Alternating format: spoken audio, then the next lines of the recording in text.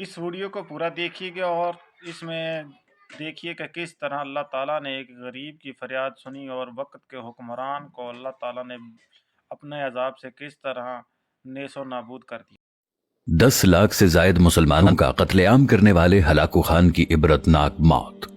دنیا کا وحشی ترین انسان ہلاکو خان شان سے اپنے گھوڑے پر بیٹھا ہوا تھا۔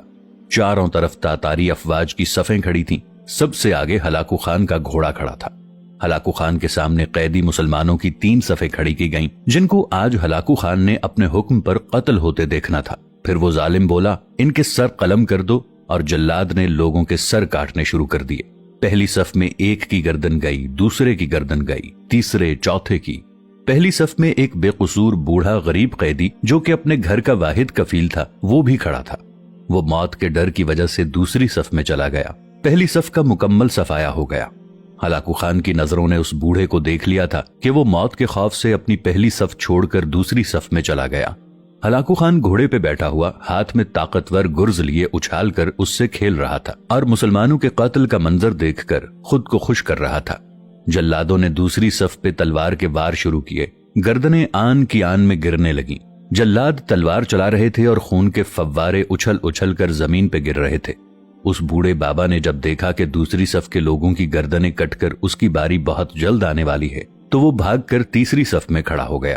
ہلاکو خان کی نظریں بوڑھے پہ جمی ہوئی تھیں کہ اب تو تیسری صف آخری ہے، اس کے بعد یہ کہاں چھپنے کی کوشش کرے گا؟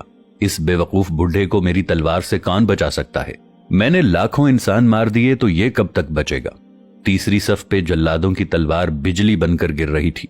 ہلاکو خان کی نظریں مسلسل اس بوڑھے پہ تھیں کہ کیسے وہ بے چین ہو کر موت کی وجہ سے بے قرار ہے۔ تیسری صف کے انسانوں کی گردنیں کٹ رہی تھیں۔ جلاد بجلی کی سی تیزی سے اس بوڑھے بابا کی طرف پہنچا تو ہلاکو خان کی آواز گونجی، رک جاؤ، اس کو ابھی کچھ نہ کہو۔ بوڑھے، بتا، پہلی صف سے تو دوسری صف میں بھاگ آیا، جب وہ ختم ہوئی تو تیسری صف میں بھاگ آیا۔ بڈھے، اب بتا، پیچھے تو کوئی اور صف بھی نہیں ہے، اب تو بھاگ کر کہاں جائے گا؟ اب تجھے مجھ سے کون بچائے گا؟ اس بوڑھے نے آسمان کی طرف دیکھا اور کہا، میں نے پہلی صف کو اس لیے چھوڑا کہ شاید میں دوسری میں بچ جاؤں، لیکن موت وہاں بھی آ پہنچی۔ پھر میں نے دوسری صف کو چھوڑ دیا کہ شاید تیسری میں بچ جاؤں۔ ہلاکو نے گرز کو ہاتھ میں اچھالتے ہوئے کہا، بڈھے، کیسی خام خیالی ہے، یہ کیسی بہکی بہکی باتیں کر رہے ہو؟ بھلا تمہیں میری تلوار سے بھی کوئی بچا سکتا ہے؟ بوڑھے مسلمان نے زمین و آسمان کی ہر شے کے مالک اس واحد لا شریک رب پر بے انتہا یقین کے ساتھ کہا، وہ اوپر والی ذات اگر چاہے تو کچھ بھی ہو سکتا ہے، اور اگر وہ چاہے تو مجھے تجھ سے بچا بھی سکتا ہے۔ کیسے بچا سکتا ہے؟ ہلاکو خان نے اتنے تکبر میں آ کر کہا کہ اس کے ہاتھ سے گرز گر پڑا۔ ہلاکو خان چابک دست، ہوشیار جنگجو اور چالاک انسان تھا۔ ہلاکو خان گھوڑے کے اوپر بیٹھے بیٹھے گرے ہوئے گرز کو اٹھانے کے لیے جب جھکا کہ زمین پہ گرنے سے پہلے وہ اسے ہوا میں ہی پکڑ لے، اسی کوشش میں ہلاکو خان کا ایک پاؤں رکاب سے نکلا اور وہ اپنے گھوڑے سے نیچے آ پڑا، جبکہ دوسرا پاؤں رکاب میں ہی پھنس کر رہ گیا۔ ہلاکو خان کا گھوڑا اتنا ڈر گیا کہ بھاگ نکلا۔ ہلاکو نے خود کو بچانے کی بہت کوشش کی، لشکر بھی حرکت میں آ گیا، لیکن گھوڑا اتنا طاقتور تھا کہ کسی کے قابو میں نہ آیا۔